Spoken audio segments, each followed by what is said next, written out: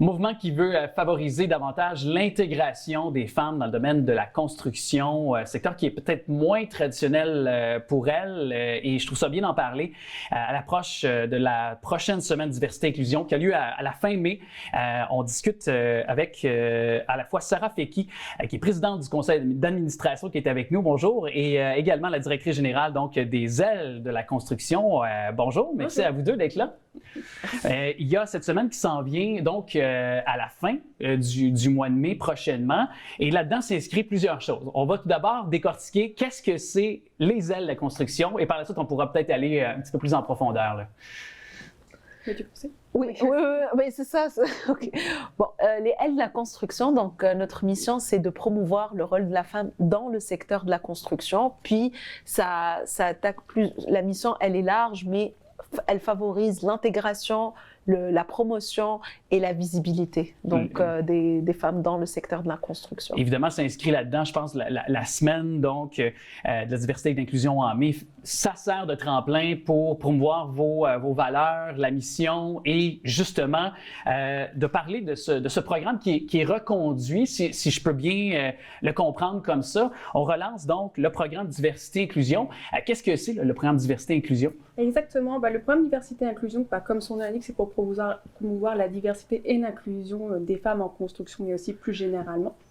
Donc la semaine diversité et inclusion, ça existe depuis 4 ans maintenant, donc c'est toujours la dernière semaine du mois de mai, donc on fait des actions pour mettre en valeur les femmes de la construction. Donc là par exemple on a des panels, on a des formations, on a des formules réseautage qui sont basées sur la thématique diversité et inclusion. On accueille donc nos partenaires, nos participants bien évidemment, nos membres sont là également, puis aussi les acteurs de l'industrie en général sont enthousiastes de prendre part à cette semaine thématique. Et plus largement, donc si on en revient au programme, effectivement, le programme diversité et inclusion donc, porte également le même nom que la semaine, mais c'est un programme qui revient donc, après 2 ans d'absence. On avait déjà eu une première mouture entre 2018 et 2019-2020, puis là donc, il a été reconduit parce qu'on est subventionné par le secrétariat à la condition féminine et qui nous subventionne pour un programme de 2 ans et demi. Donc là, on a 3 volets. Donc un volet de formation qu'en fait, où on va aider les entreprises à promouvoir l'intégration des femmes en entreprise. Donc ça, c'est mené par Judith Jean-Gilles, qui est formatrice, mais aussi femme entrepreneur en construction, puis accessoirement membre de notre conseil d'administration.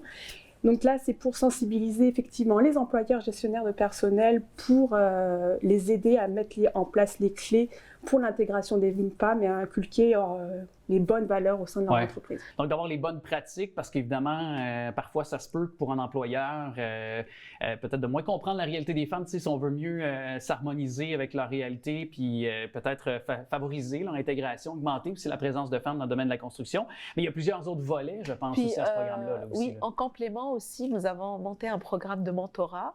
Donc c'est un programme où il y a un échange entre des personnes qui ont déjà assuré leur intégration dans le milieu professionnel qui est lié au secteur de la construction, puis qui viendraient accompagner les mentorés et le tout est encadré, c'est-à-dire le mentor va poursuivre une formation pour savoir comment avoir les outils nécessaires pour encadrer le mentoré, mais en même temps, le mentoré va bénéficier des connaissances techniques et de l'expertise du mentor. Aussi. Donc, c'est un programme très enrichissant. C'est ça. Et je pense même que vous allez dans les écoles, si je comprends bien aussi. De quelle façon vous intervenez peut-être auprès des jeunes filles, des jeunes femmes? Oui, tout à fait. C'est le dernier volet du programme. Donc ça s'appelle Promotion des métiers de la construction. Donc on va aller effectivement dans les écoles. On va s'adresser donc plus principalement aux jeunes femmes des cégeps, mais aussi des femmes en reconversion.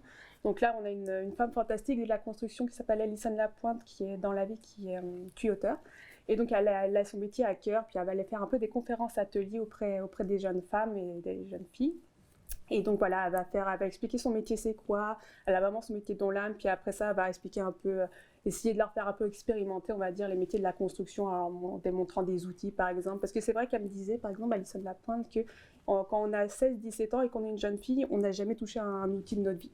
Et puis c'est le b.a.-ba, puis c'est elle aussi, c'est son parcours aussi qui est ainsi, qu'elle a voulu, parce qu'elle n'avait pas accès à ça quand elle était jeune, donc elle a voulu monter ça aussi donc, avec nous, des ailes de la construction, pour pouvoir parler de sa passion donc, au sein des nouvelles générations. Oui. Et est-ce que vous avez vu, bon, peut-être que ça fait peu de temps que ça a été reconduit. Je ne sais pas s'il est trop tôt pour dresser une sorte de bilan, mais il y avait eu quand même le programme avant la pandémie qui avait été mené pendant, je pense, un bon bout de temps quand même, du moins.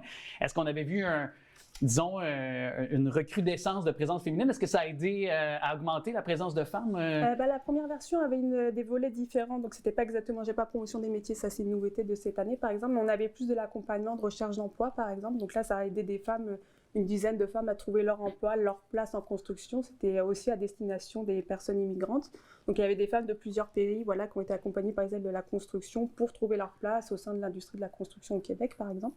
Mais on croit beaucoup à l'effet papillon. Ouais.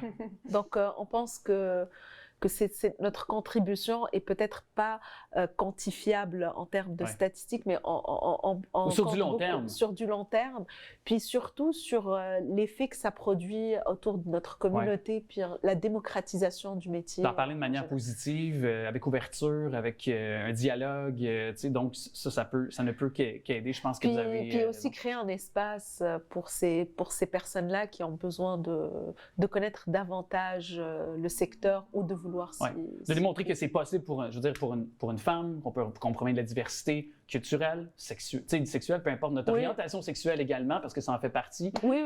Tout à fait. Mais c'est pas seulement ces actions-là, ces axes-là que vous proposez. Je pense qu'il y a un gala également qui récompense les femmes. C'est une autre façon, ça, chez les aides de la construction, pour valoriser les femmes à travers ce... vous pouvez m'en parler un peu? En fait, nous avons réalisé notre dernier gala en 2023. Puis, c'était un réel succès.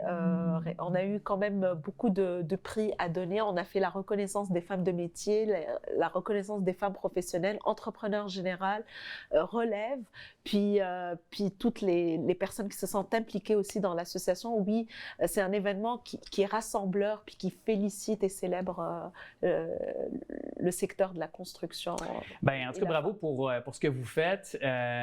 On saura prochainement la programmation. Je sais que vous êtes en train de finaliser justement cette prochaine semaine de la diversité et de l'inclusion qui a lieu dans la dernière semaine de mai. On connaîtra bientôt plus de détails, mais on peut consulter vos plateformes, soit des aides de la construction pour en apprendre davantage incessamment. Merci beaucoup à vous deux d'être venus chez nous et incitons les femmes à embrasser le métier de la construction. Merci à vous. Merci.